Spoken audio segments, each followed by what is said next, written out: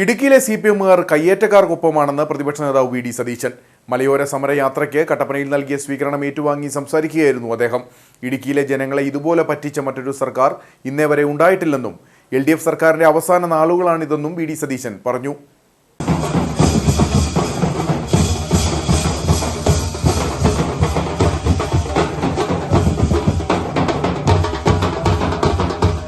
വിവിധ മണ്ഡലം കമ്മിറ്റികളുടെ നേതൃത്വത്തിലാണ് കട്ടപ്പനയിൽ ജാഥയ്ക്ക് സ്വീകരണം നൽകിയത്. അശോക ജംഗ്ഷനിൽ നിന്നും തുറന്ന വാഹനത്തിൽ പ്രതിപക്ഷ നേതാവിനെ സമ്മേളന വേദിയിലേക്ക് എത്തിച്ചു.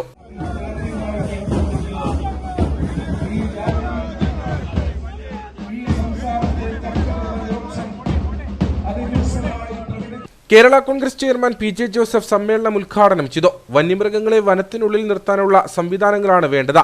ഇത് സർക്കാരിന്റെ ഉത്തരവാദിത്തമാണ്. കർഷകന്റെ അവകാശങ്ങളും സംരക്ഷിക്കപ്പെടണം. വന്യമൃഗ ആക്രമണങ്ങൾ തടയുന്നതിനും പട്ടയം നൽകുന്നതിനും കർഷകരുടെ വായ്പകൾ എഴുതിത്തള്ളുന്നതിനും നടപടി ഉണ്ടാകണമെന്നും അദ്ദേഹം പറഞ്ഞു. ഏറ്റവും പാവപ്പെട്ട കർഷകരുടെ അവകാശങ്ങളാണ് ഇപ്പോൾ അവിടെയും പട്ടയങ്ങൾ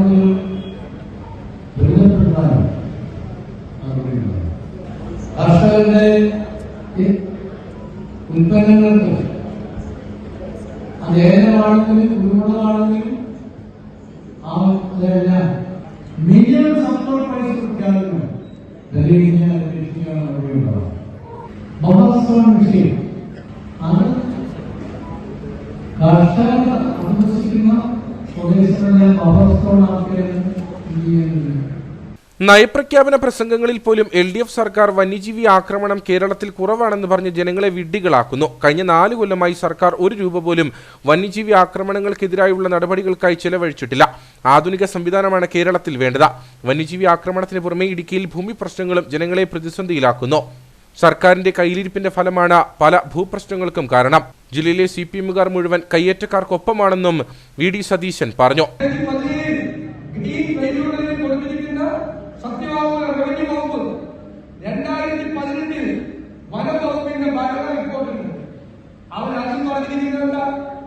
ഈ 2,15,000 ഏക്കറും വനഭൂമിയാണ്. അപ്പൊ സംസ്ഥാനത്തെ റവന്യൂ വകുപ്പും വനം വകുപ്പും ഈ പിണറായി സർക്കാരിന്റെ കീഴിലുള്ള പറഞ്ഞു നിങ്ങളെ ഇത്രയും സ്ഥലം വനഭൂമി ആണ്. ഇപ്പോ കോടതി കൊണ്ടപ്പോ സുപ്രീം കോടതി കൊണ്ടപ്പോ കണക്ക് തെറ്റി 413 സ്ക്വയർ മൈൽ എന്നതാണ്. അതായത് 2,64,000 ഏക്കറിൽ CHR ഏത് കണക്കാണ്?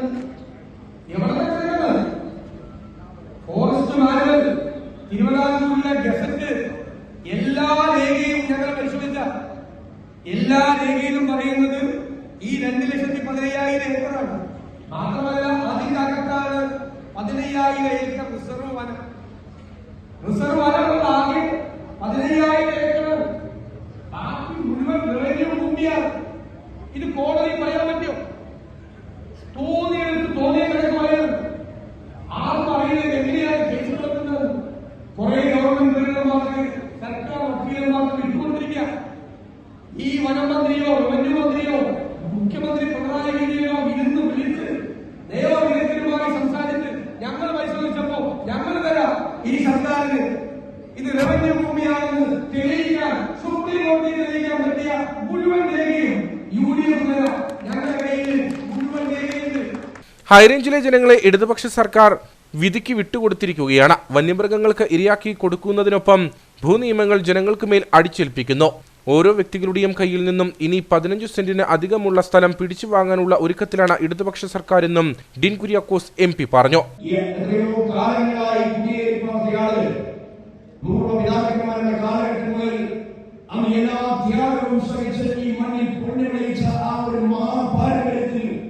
വളർന്നു വന്ന ജനതയെ ഇവർ ഒറ്റുകൊടുക്കുകയാണ്.